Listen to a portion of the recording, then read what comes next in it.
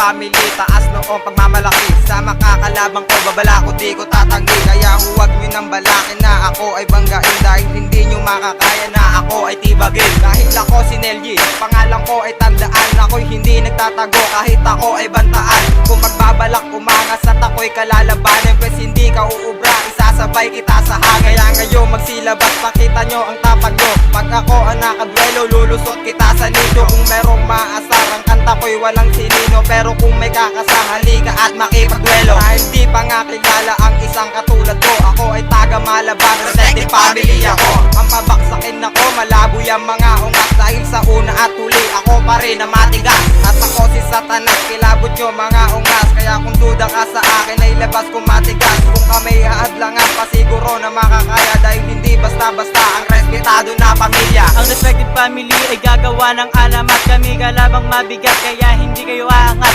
Pag ako ang katapat sa pokong inyong aabutin, kahit ako ay mag-isa, lahat kayo pagugulungin. Sa una kong ratsyada ay maiiwanan ka, ganyan ako bumanat, di kailangan ng primera.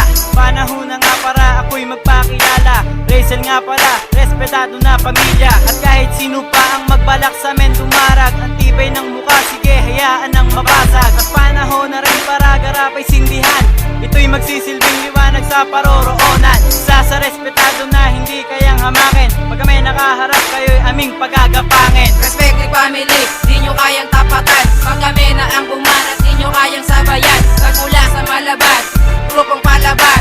Respective family, yan ang dapat tandaan. Respective family, di nyo kayang tapatan. Pag kami na ang bumanat, di nyo kayang sabayan. Pagmula sa Malabang, grupong palaban. Respective family, yan ang dapat tandaan.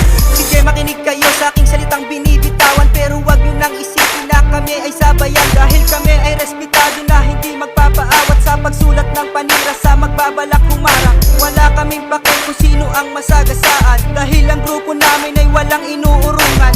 Kahit na baguhan, dibdib namin ay matibay.